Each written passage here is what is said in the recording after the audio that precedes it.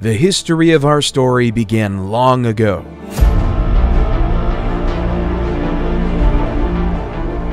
The untold history of humans, from our origins to modern civilization. Where it all began, the birth of Homo sapiens. Picture this, a vast savanna under the African sun. Towering acacia trees dot the horizon, and a gentle breeze carries the distant calls of wild animals. In this untamed wilderness, millions of years ago, the first whispers of humanity began. But what did it take for us to rise from these humble origins to become the dominant species on Earth? Our story starts here, in the cradle of life. The early ancestors, from primate to biped. Before we were human, our journey began with our primate ancestors. About 7 million years ago, in the forests and grasslands of Africa, an evolutionary split occurred. One branch led to modern apes, and the other, our branch, set off on a path towards something extraordinary. Australopithecus afarensis, 3.9 to 2.9 million years ago. One of the most significant milestones in this journey was the ability to walk upright. Meet Australopithecus afarensis, the species that gave us Lucy. Found in Ethiopia in 1974, Lucy's fossilized remains revealed a creature with both ape-like features and the ability to walk on 2 legs.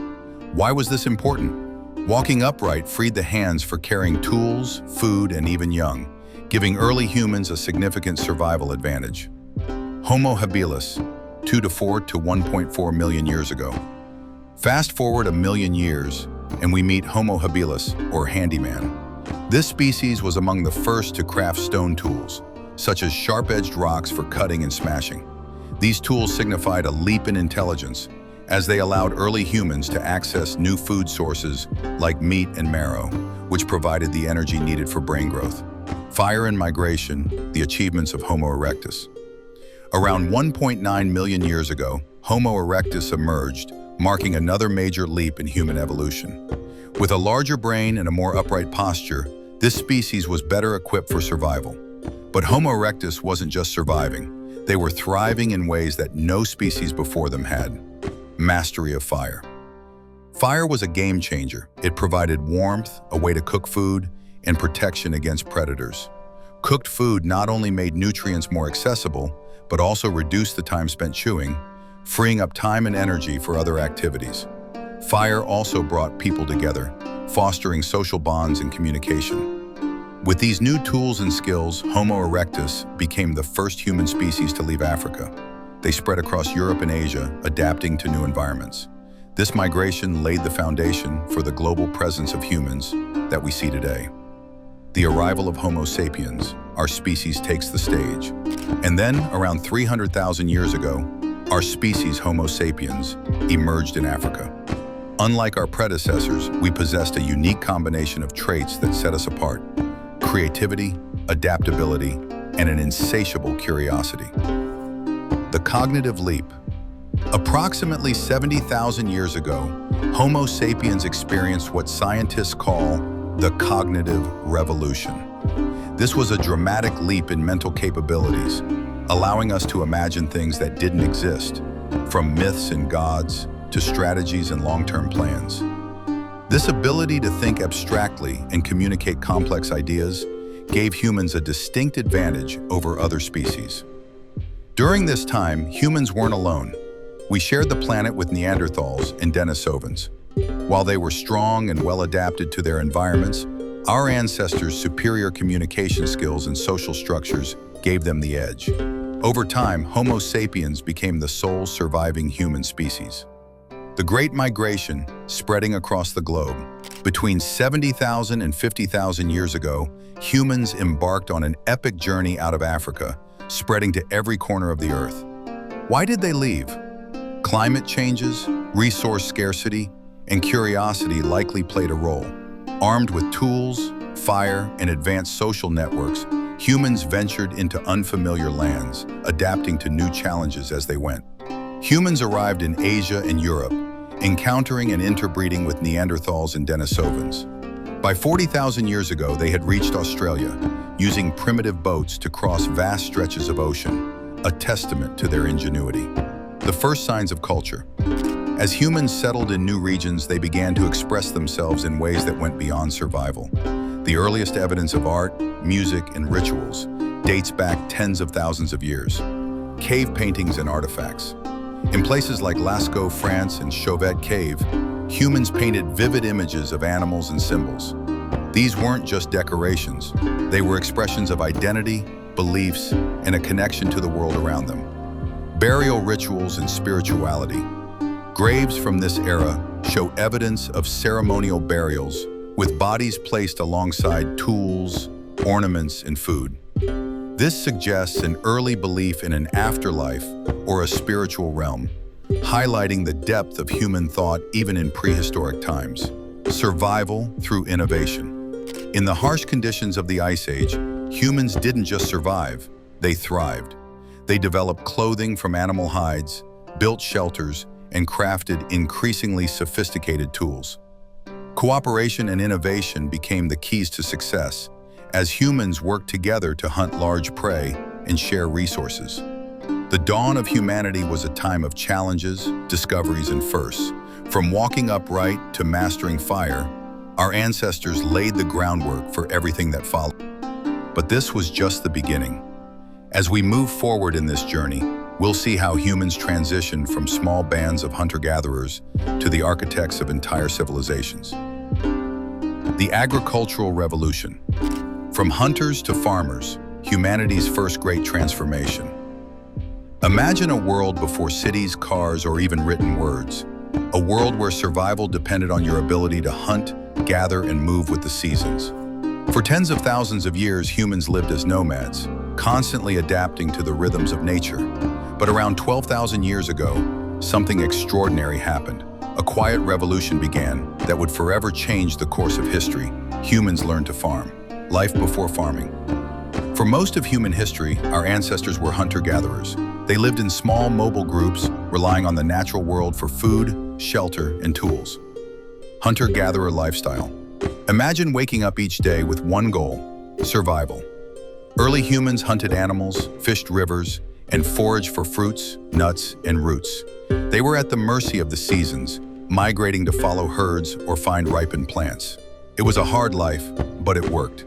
For thousands of years, this way of life allowed humans to thrive. The advantages of mobility. Hunter-gatherers had no permanent homes. Their lightweight, mobile lifestyle made them resilient to environmental changes. But it also came with limits. There was little room for surplus food, population growth, or complex societies. 2. The discovery of farming. And then, roughly 12,000 years ago, humans began to notice something remarkable. Plants and animals could be domesticated.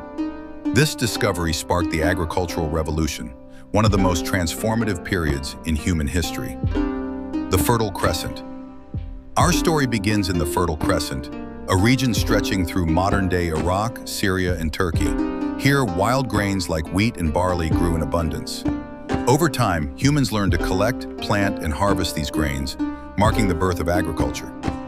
The first farmers.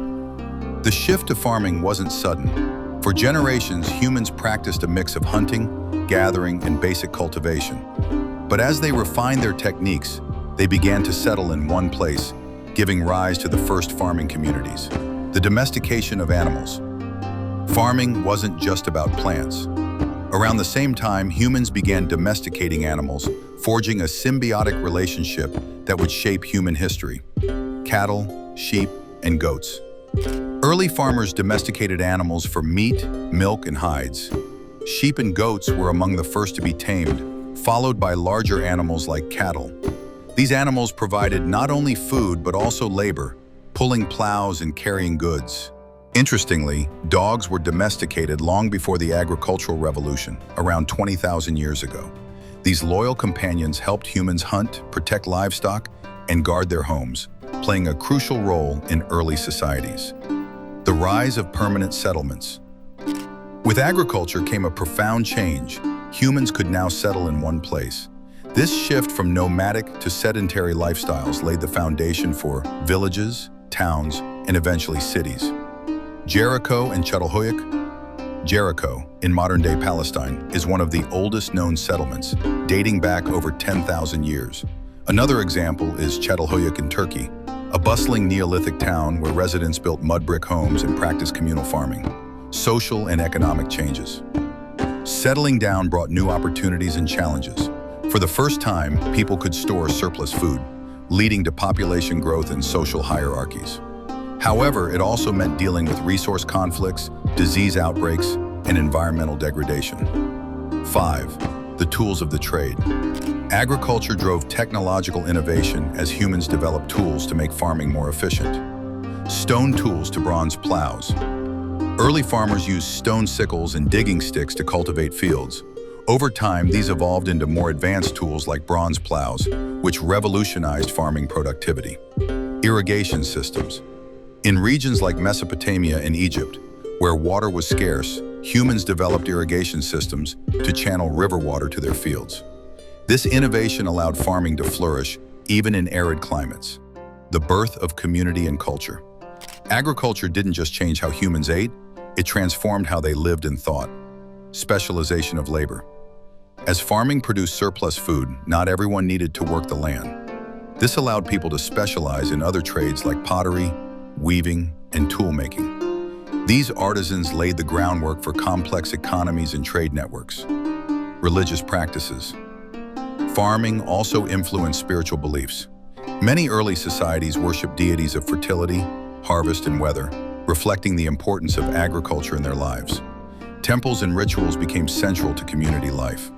Challenges of the agricultural revolution. While farming brought immense benefits, it also introduced new challenges that would shape human history. Environmental impact, deforestation, and soil depletion became issues as farmers cleared land and cultivated the same fields year after year. This often led to declining yields and forced communities to adapt or migrate. Inequality and conflict. Surplus food and private property created social hierarchies. Wealth and power became concentrated in the hands of a few, leading to inequality and at times violent conflict over resources. The spread of agriculture. From the Fertile Crescent, agriculture spread across the globe, adapting to diverse climates and ecosystems. Asia and rice cultivation. In East Asia, rice became the staple crop, cultivated in flooded fields that supported dense populations. The Americas and corn. In the Americas, indigenous peoples domesticated crops like corn, beans, and squash, creating vibrant agricultural societies. Africa and sorghum. In sub-Saharan Africa, crops like sorghum and millet thrived, supporting early civilizations in regions like Nubia and Ethiopia. The agricultural revolution marked humanity's first great transformation. By mastering plants and animals, humans stepped out of the shadow of nature and began shaping the world to suit their needs. This shift set the stage for the rise of cities, empires, and civilizations, a story we'll explore in the next segment. The rise of ancient civilizations, from villages to empires. The birth of civilization. Imagine the crackling of a fire in a bustling city square. Merchants barter goods, artisans craft tools, and scholars ponder the mysteries of the universe. This vibrant scene of human activity is a world away from the small farming villages of the past. Welcome to the age of ancient civilizations, where humanity took its first steps toward building complex societies, shaping the foundations of the modern world. What makes a civilization? Before diving into specific examples, let's define what sets a civilization apart from a simple settlement or village. Civilizations are characterized by 5 main traits: centralized governments, social hierarchies, advanced technologies, complex religions, the development of writing and record-keeping. These traits allowed civilizations to flourish, innovate, and influence the course of history. Mesopotamia, the cradle of civilization. Our journey begins in Mesopotamia, a region nestled between the Tigris and Euphrates rivers in modern-day Iraq. Often called the cradle of civilization, this region gave rise to the world's first cities, governments, and written language. The Sumerians and the city-states. By 3100 BCE, the Sumerians had established city-states like Uruk, Ur, and Eridu. These cities were bustling centers of trade, politics, and religion, each ruled by a king who claimed divine authority. Cuneiform writing. The Sumerians also developed cuneiform, the world's first writing system. Originally used for record-keeping, cuneiform evolved to include literature, including the famous Epic of Gilgamesh, one of humanity's earliest written stories. Technological innovations. From the wheel to irrigation canals, Mesopotamia's technological achievements laid the groundwork for future civilizations. Their contributions to mathematics, astronomy, and governance were unparalleled for their time. Ancient Egypt, the gift of the Nile. Next, we travel to Egypt, where the mighty Nile River provided the lifeblood for one of history's most enduring civilizations. Known for its monumental architecture and rich cultural heritage, ancient Egypt remains one of the most fascinating societies in human history. The pharaohs and the pyramids. Egypt was a theocracy, ruled by pharaohs who were considered divine. These god-kings commissioned some of the most iconic structures in history, including the Great Pyramids of Giza, which served as elaborate tombs. Hieroglyphics in papyrus. The Egyptians developed hieroglyphics, a complex writing system used for religious texts, decrees, and historical records. They also innovated the use of papyrus, an early form of paper which revolutionized record-keeping. Achievements in science and medicine. Egyptians were pioneers in medicine, engineering, and astronomy. Their understanding of anatomy, embalming techniques, and architectural precision continues to amaze scholars today.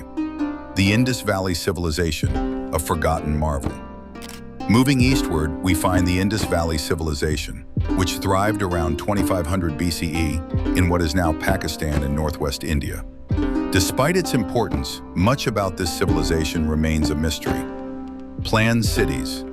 The cities of Harappa and Mohenjo-Daro were marvels of urban planning, featuring grid layouts, advanced drainage systems, and standardized weights and measures.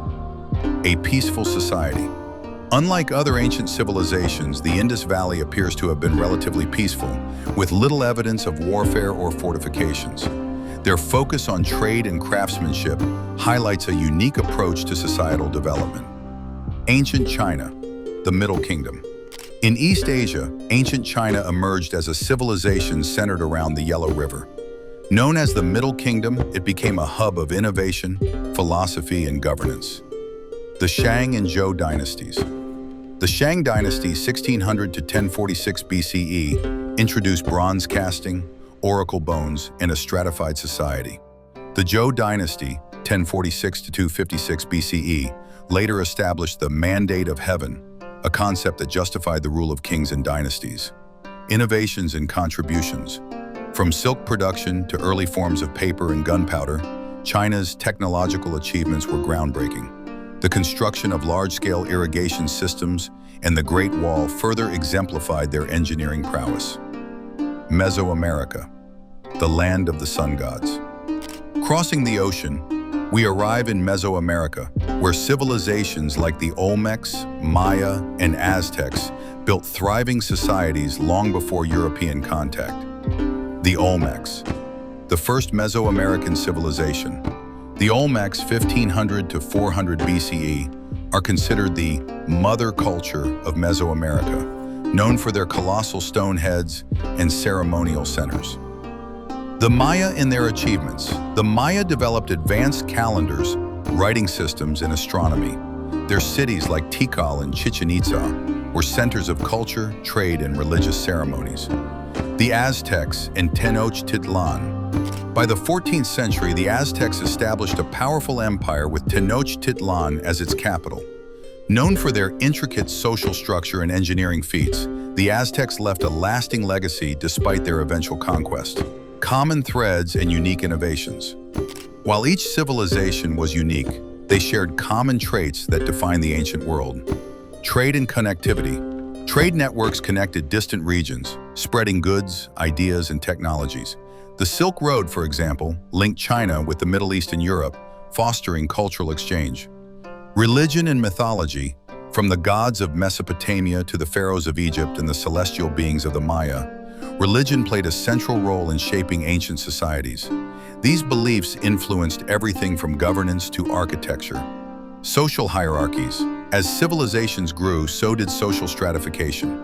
Kings, Priests and nobles often held power, while farmers, laborers, and slaves formed the majority of the population. The rise of ancient civilizations marked a turning point in human history. From the fertile plains of Mesopotamia to the majestic Nile and beyond, these societies laid the foundations for art, science, governance, and culture.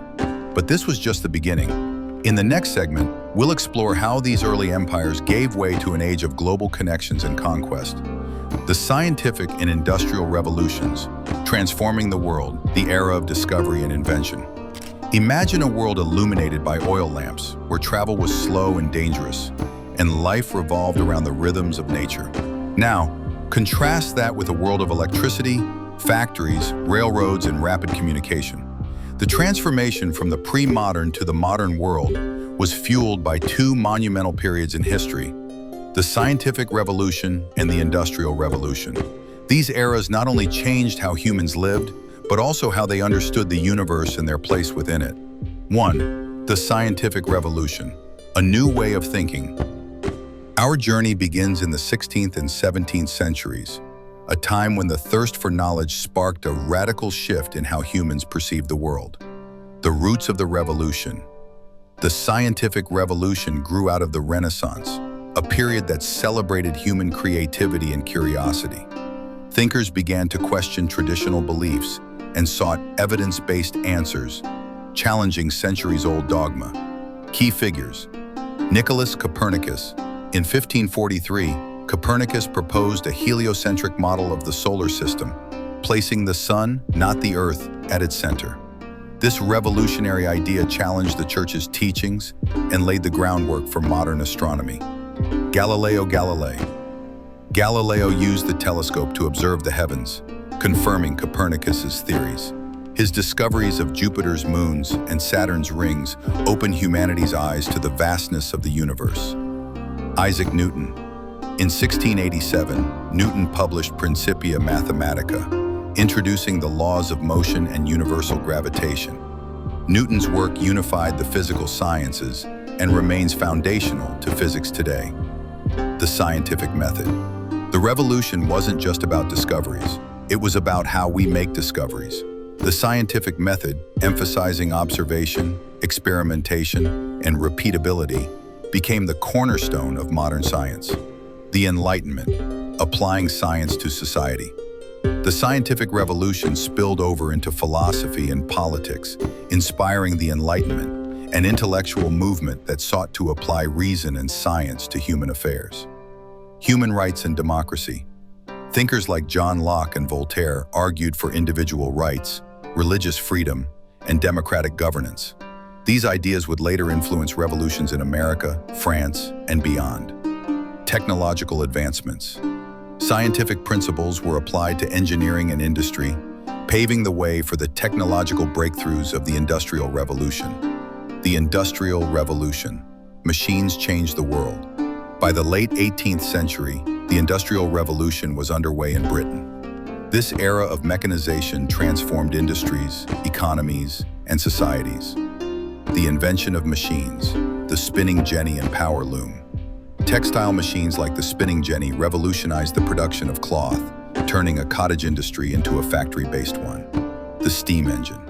James Watt's improvements to the steam engine powered factories, trains, and ships, making transportation and production faster and more efficient.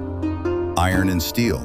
Advances in metallurgy led to stronger, more durable materials, fueling the construction of railroads, bridges, and skyscrapers. The rise of factories. Factories replaced small workshops, concentrating production in urban centers.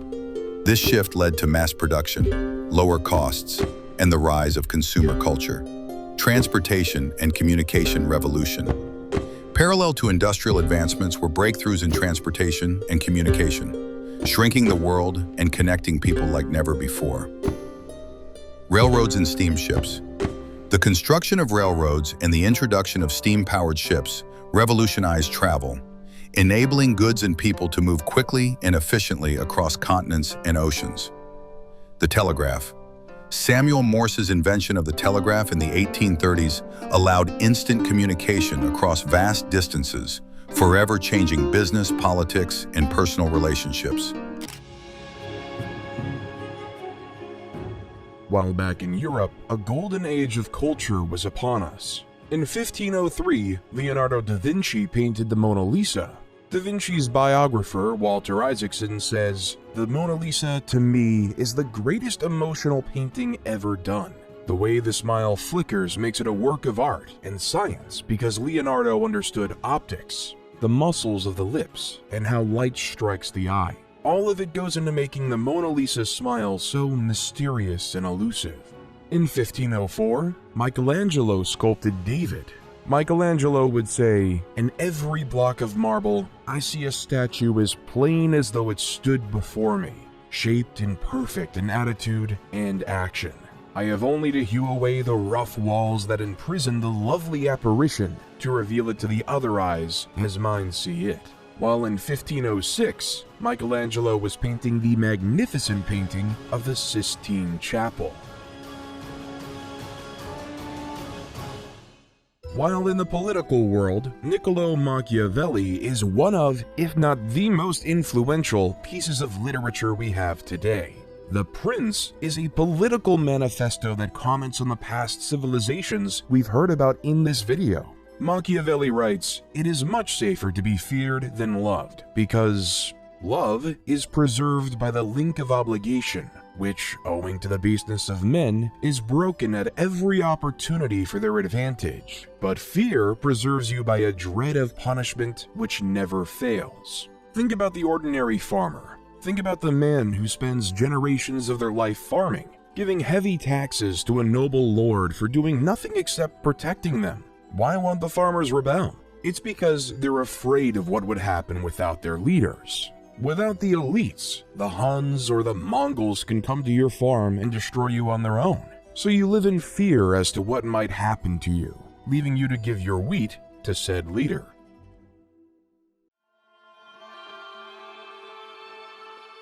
Martin Luther, though, didn't just report on the basics of human nature. Martin wanted to make a difference and was sick of the Catholic Church. At the time, the Catholic Church was selling indulgences, which were certificates that people could purchase to reduce the amount of time they would spend in purgatory after they died.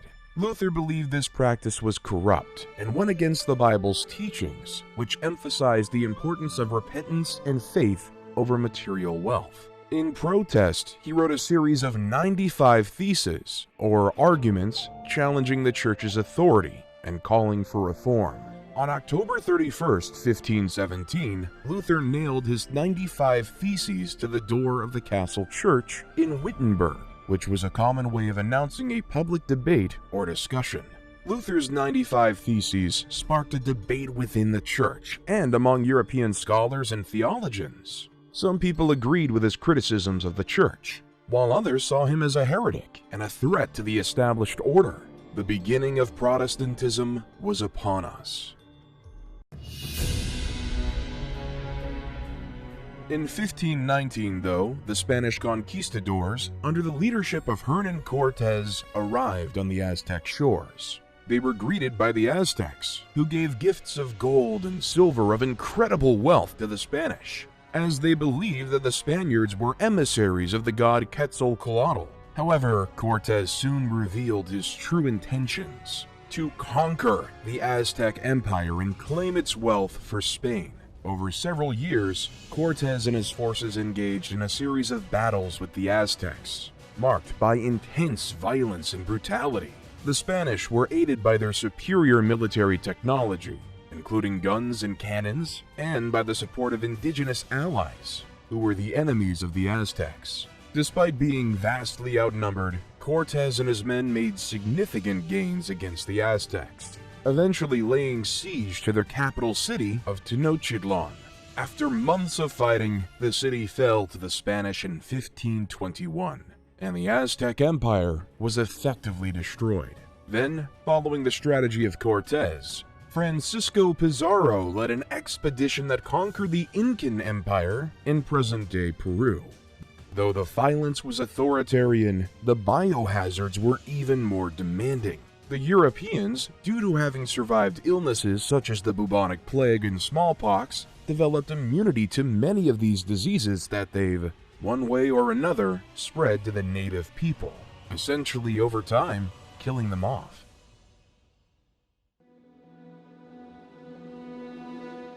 Under Suleiman the Magnificent's leadership, the Ottoman Empire became one of the most powerful and influential empires in world history. Suleiman was a brilliant strategist and military leader, and his reign was marked by significant conquests and political achievements. Like many other leaders, he set out to conquer the world. By the end of his reign, Suleiman the Magnificent presided over a vast empire that stretched from southeastern Europe to the deserts of Arabia and from the shores of the Mediterranean to the plains of Persia. His conquests included the capture of Belgrade and Budapest in Europe, Jerusalem and Mecca in the Middle East, and Tabriz and Baghdad in Persia. The Ottomans also became the dominant naval power in the Mediterranean, with control over North African cities such as Algiers and Tunis, creating the dominant Ottoman civilization.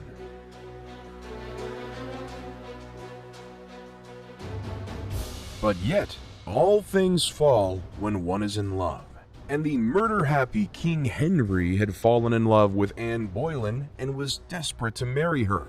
However, Catherine of Aragon was still alive, and the Catholic Church did not recognize divorce. Henry's solution was to break away from the Catholic Church and established the Church of England, with himself as the head. In 1534, Henry passed the Act of Supremacy, which declared that the king, not the Pope, was the supreme head of the Church of England, leaving the Catholic Church to be angry and excommunicate Henry VII, leaving a schism between the Church of England and the Catholic Church even today. Ivan the Terrible is now the ruler of Russia. In the early years of his reign, Ivan enjoyed significant success, launching military campaigns against neighboring kingdoms and expanding Russia's borders. He also oversaw the construction of magnificent public works, including St. Basil's Cathedral in Moscow. However, as Ivan grew older, he became increasingly paranoid and erratic. He launched a series of brutal purges and executions, targeting anyone he perceived as threatening his power. He also had a volatile temper, lashing out at advisors and nobles who dared to question his decisions. In 1560, Ivan suffered a devastating personal loss when his beloved wife Anastasia died. This event seems to have triggered a significant psychological breakdown, and Ivan became increasingly unstable and violent. He launched a series of bloody campaigns against his own people, including the notorious Oprichnina, a campaign of terror and repression that killed thousands of Russians and destroyed countless homes and families, truly deserving of the name Terrible. While Russia was going through that, England was on the rise with the start of the English Renaissance under the leadership of Queen Elizabeth I. Elizabethan playwrights dominated the scene, creating written words that were poetic in language and poignant in meaning. They've even written plays about people we've already talked about. William Shakespeare wrote many plays, including Histories, Julius Caesar, which was about the assassination of Julius Caesar, King John, which was about the 100 Years' War, and Henry VII was a play about showing human needs to gain power. Other notable playwrights who filled the scene were Christopher Marlowe, Ben Jonson, and John Webster. While on the other side of the world, the English colony of Jamestown was forming in Virginia under the Virginia Trading Company. Slightly up north, Samuel de Champlain was establishing the French colony of Quebec in Canada. While back in the Old World, they were having a new era of fighting, the 30 Years' War. This time, it was between the Protestants and the Catholics. It began in 1618 when the Holy Roman Emperor attempted to impose Catholicism on the Protestant population of Bohemia. The Bohemians rebelled, and soon the conflict spread throughout the region. Over the next 30 years, armies marched and counter-marched across Europe, leaving a trail of destruction and devastation. The war was characterized by brutal sieges, bloody battles, and atrocities committed by both sides. At its height, the war involved most of the major powers of Europe, including France, Spain, Sweden, and the Holy Roman Empire. It was fought along religious, political, and economic lines, with each side vying for dominance and control. The war finally ended in 1648 with the signing of the Peace of Westphalia. The treaty recognized the Dutch Republic's independence, established the individual state's sovereignty within the Holy Roman Empire, and ended the religious conflicts that fueled the war.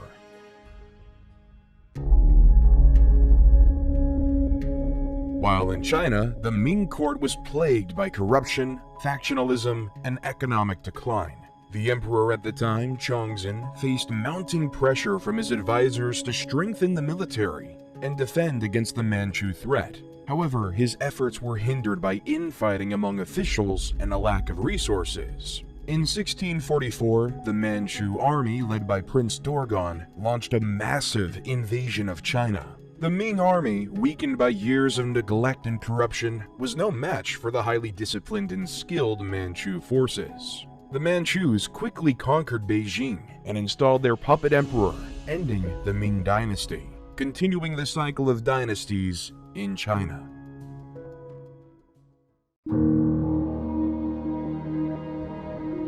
While in Spain, King Charles II died without having any heirs, creating a real political crisis of who should be the leader. King Louis XIV of France supported his grandson, Philip, as the rightful heir to the Spanish throne, hoping to secure French influence over Spain and its territories. On the other hand, Emperor Leopold I of Austria supported the candidacy of Archduke Charles, a member of the Habsburg dynasty, who was seen as a potential ally against French expansionism. The conflict soon escalated into a major war, with many European powers taking sides and forming alliances. The principal belligerents were France and Spain against a coalition of Austria, Great Britain, the Dutch Republic, Portugal, and several other minor powers. The war ended with the Treaty of Utrecht in 1713, which recognized Philip as King of Spain, but required him to renounce any claims to the French throne and cede some territories to Great Britain and Austria. The Treaty of Rastatt, signed the following year, officially ended the war. In 1707, the Acts of the Union were passed by the Parliaments of England and Scotland, which united the two kingdoms into a single political entity known as Great Britain, hence creating the legal foothold that is Great Britain. However, Scotland took a disliking to this. There were protests and uprisings in the years following the Union, including the Jacobite risings of 1715 and 1745. Which aimed to restore the Scottish monarchy and independence.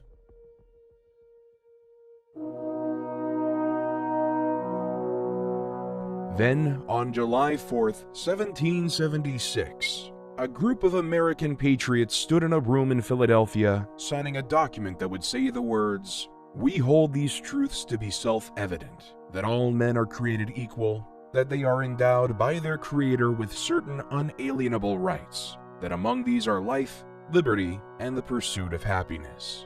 War in the Americas was on. But back in Europe, the tone was quite different. Adam Smith published the famous book, The Wealth of Nations, The Foundations of Laissez-faire Economics, which essentially says the market would balance itself out over time. In Austria, Mozart was performing his magnum opus, the Hafner Serenade. Mozart's Hafner Serenade is a charming and elegant work featuring courtly dance music and light, lyrical melodies. Its graceful melodies, subtle harmonies, and elegant instrumental writing characterize it.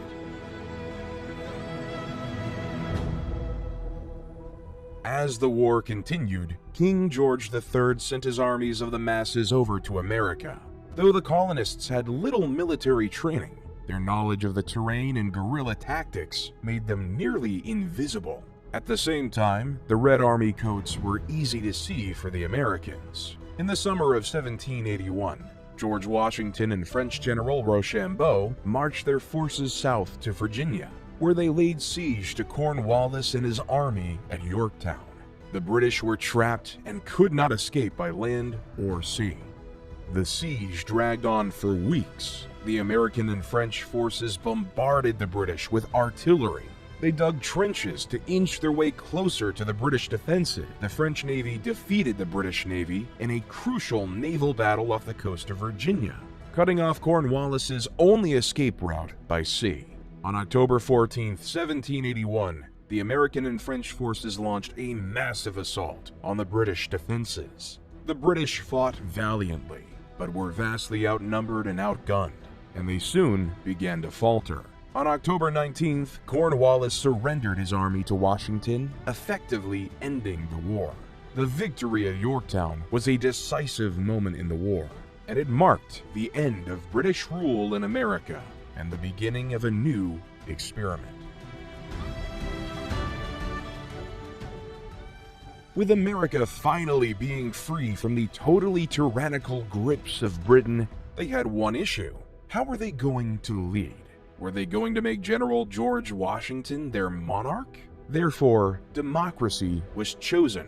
However, Plato made a good point many years ago, that the common man was incapable and not wise enough to pick a better leader to lead them to success. So the American-founded Constitutional Convention came up with this idea of the Electoral College, where the common man would vote for a particular person who would then have a say in who could be president. So instead of the president being directly voted on by the people, they would vote on elites, who would then vote for the president directly.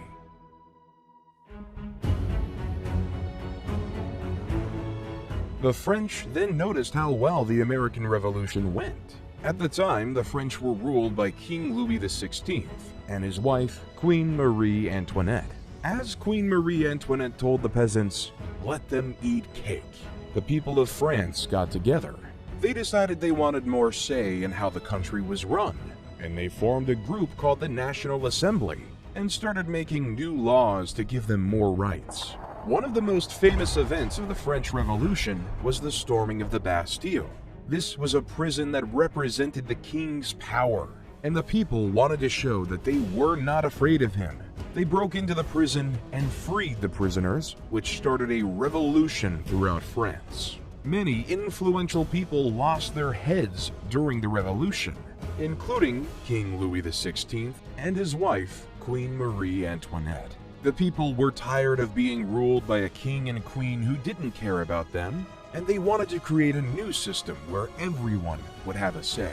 And the people of France voted in Maximilien Robespierre.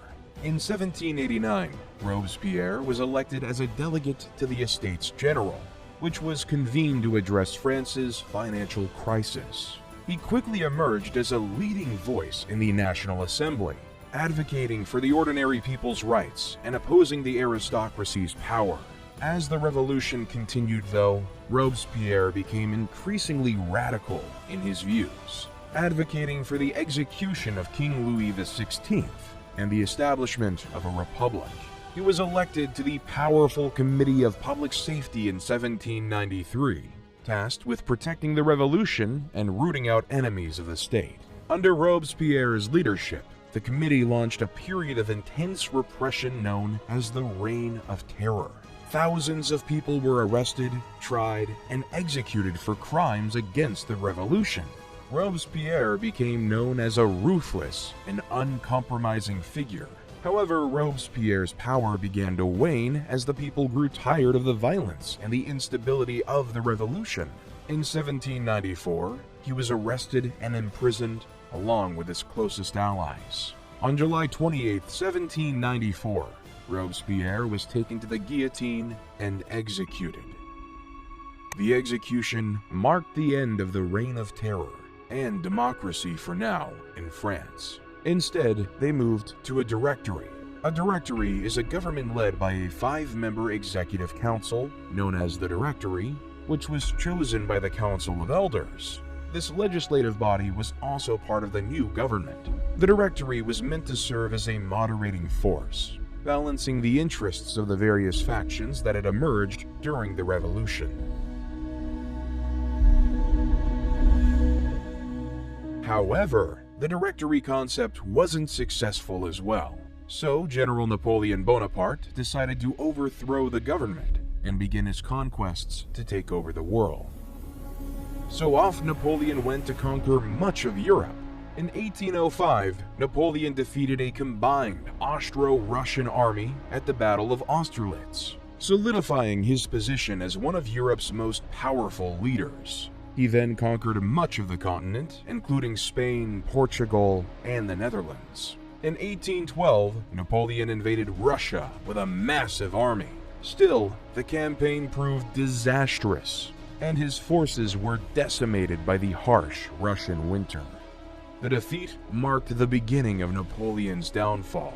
In 1814, the European powers allied against Napoleon and invaded France, forcing him to abdicate his throne and go into exile on the island of Elba. However, he returned to France in 1815 in what became known as the 100 Days, and briefly regained power before being defeated by the British and Prussian armies at the Battle of Waterloo.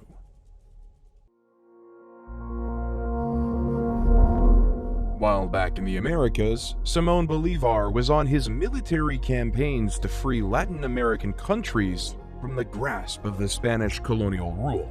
Bolívar began his military campaigns in Venezuela in 1810, where he led a successful uprising against the Spanish colonial authorities. He then moved on to Colombia, where he won a series of important victories against the Spanish, including the Battle of Boyacá in 1890, which secured the independence of Colombia. Bolívar then turned his attention to Ecuador and Peru, where he won a series of decisive battles that helped secure both countries' independence. He captured the city of Lima in 1824, effectively ending Spanish control of Peru. Bolívar's final military campaign was in Bolivia, where he led the fight for independence against the Spanish in 1825. Bolivia was named in honor of Bolívar, who played a critical role in its liberation.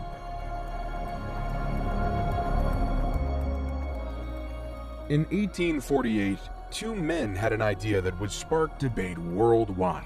Karl Marx and Friedrich Engels wrote the book called The Communist Manifesto, which is a book about the idea of communism, where instead of a capitalistic system, where the nobles or bourgeois own everything and the workers and proletariats work for slave wages, instead, what if the proletariats owned the means of production and all worked together? As Marx and Engels would write, let the ruling classes tremble at a communistic revolution.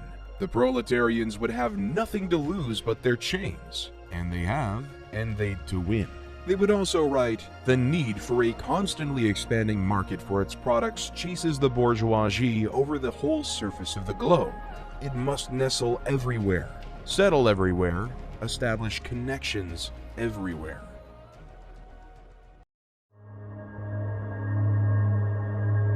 Right after the writing of the Communist Manifesto began a period in Europe known as the Scramble for Africa.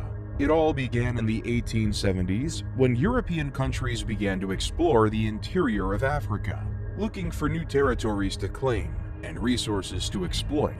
At first, the European powers were cautious, sending explorers and missionaries into Africa to establish trade networks and alliances with local leaders. However, as competition increased, the European powers became more aggressive in their tactics. They used military force to establish colonies and protectorates, and they engaged in diplomatic maneuvering and propaganda campaigns to gain the support of local populations. One of the most ruthless tactics the European powers used was dividing Africa into artificial borders and creating new ethnic and linguistic divisions.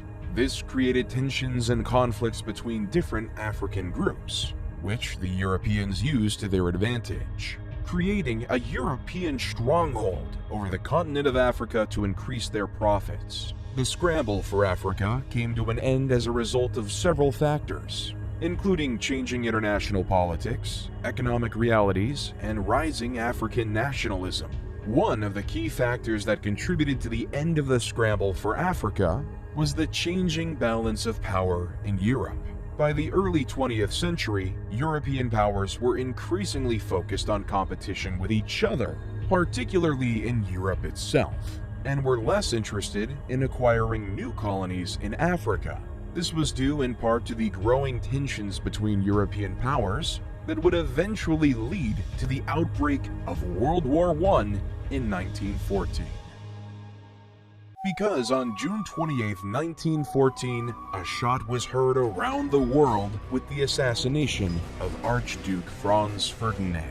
Franz Ferdinand was the heir to the throne of Austria-Hungary, and his assassination by a Serbian nationalist named Gavrilo Princip sparked a diplomatic crisis that quickly escalated into a global conflict. In the aftermath of the assassination, Austria-Hungary declared war on Serbia, triggering a complex web of alliances and treaties that drew other countries into the conflict. Germany, an ally of Austria-Hungary, declared war on Russia and France, while Great Britain, which had a treaty with Belgium, declared war on Germany. Within weeks, most of Europe was embroiled in a brutal and devastating conflict. In November 1918, after 4 years of brutal fighting, the Allied powers and the Central Powers agreed to an armistice, effectively bringing an end to the war and the demise of the Ottoman Empire. On November 11th, the armistice went into effect, and the guns fell silent across Europe.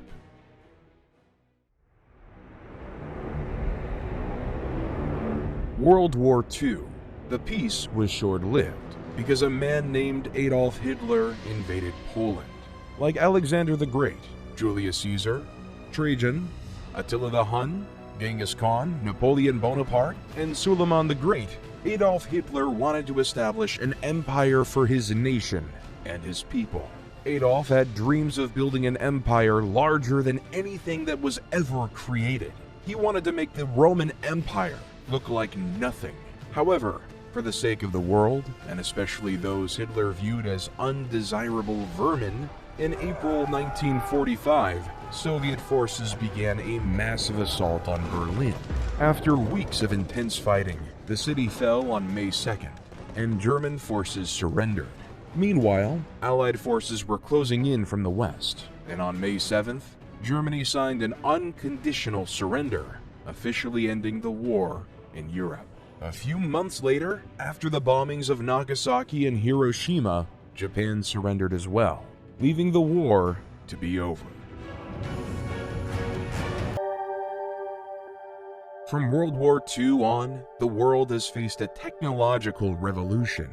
With Alan Turing's invention of the computer during the war, the world became global.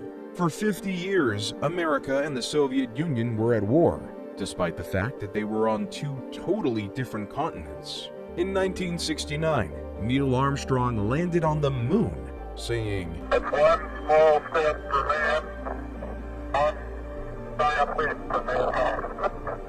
As the years on the world has become increasingly smaller, computers have become more affordable. Cell phones changed the way we communicated with one another. Let's go back to the story of a man named Gilgamesh on his quest for immortality. At the end of the poem, Gilgamesh realizes life, which you look for,